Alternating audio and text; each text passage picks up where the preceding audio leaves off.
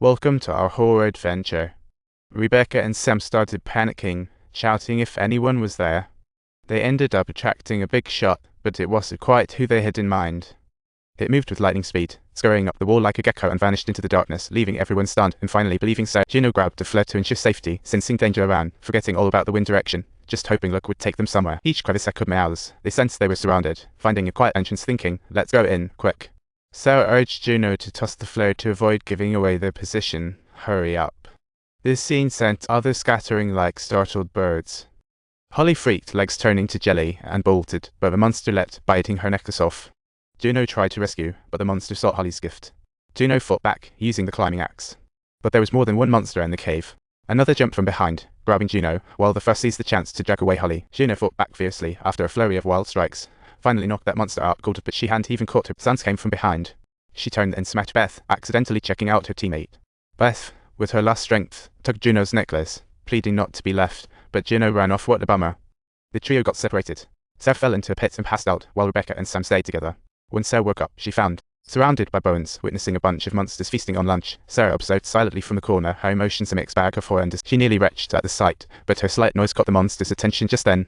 Juno called out Sarah's name from the other side, successfully diverted the monsters. Rebecca and Sam hid in shadows, too scared to peep. The monster's face was nearly touching. Just when the monster had departed, the watch given by Sam rang loudly and clearly, its click echoing even where Juno was, causing her to frantically shout out the names of Sam and Rebecca. Successfully led monsters away, saving them. Sarah then crafted a makeshift light with Holly's bandages and axe. After tidying up, Rebecca and Sam pressed on to seek an exit, feeling eerie sounds surround them more ominously. But without the slightest hint, Rebecca was effortlessly snatched away. How pitiful it is for our little teammate indeed. In a pinch, a rock hit the monster's shoulder. Juno emerged, taking it out in seconds. Juno told them about Holly's demise, and poor Beth wasn't spared either, but where on earth was Sarah? Sam found monsters blind, hunting by sound like bats. Perhaps long underground living caused mutations. Juno exclaimed about the markings from a century ago she saw earlier and said, just follow these markers, and they'd surely find their way out of this. But Juno felt unwell, insisting on finding Sarah first, while Sarah held hope, using her torch to find the exit. With her last breath, she warned Sarah that Beth got her in this mess. Best not trust Juno, find her own way out. To convince Sarah, she showed the necklace. This was a gift from my husband to Juno, you know. The necklace read, love you daily, tears imminent. Nearby, the monster roared, Beth pleading Sarah to end her pain. Better tortured by a monster, Sarah ended Beth's pain with the stone, stopping everything.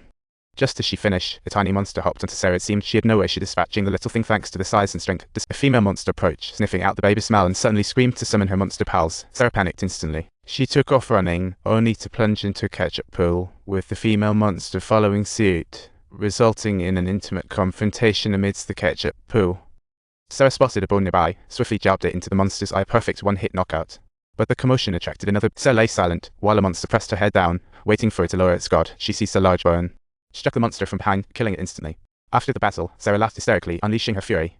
Juno heard the ruckus too. Sam and Rebecca felt uneasy, thinking Sarah was likely done for, and tried to pull Juno away, but she refused to abandon her friend.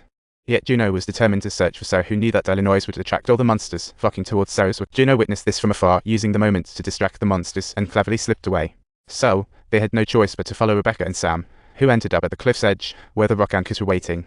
Just needed to hang on the rope to get across, but Sam's injured hand made scaling it a real challenge. Looking up, she saw the monster above, scratching her neck. She stabbed it in her final moments. Hanging there, secretly cursing the northwest. Rebecca, witnessing this, shrieked in horror. Suddenly, another monster appeared, dragging her away. Juno tried to rescue, but it was too late. Too many monsters. In desperation, Juno thought of jumping across the cliff but fell anyway. Thankfully, a pool below cushioned her fall. In the water, she spotted that monster she just fought, instantly attacking her as they wrestled in the water. Juno seized the monster's knife and disarmed it, effortlessly slaying her foe. Then she scurried up the wall. At the cave entrance, Sarah met her. After calming down, Sarah asked what happened to Beth. Juno fibbed. She didn't survive a monster attack. The duo continued searching for the exit, following the signs ahead, but suddenly 3 monsters blocked their way. Battle loomed. Juno took down 2 in seconds, Sarah excelling in one-on-one. They effortlessly defeated the 3 monsters.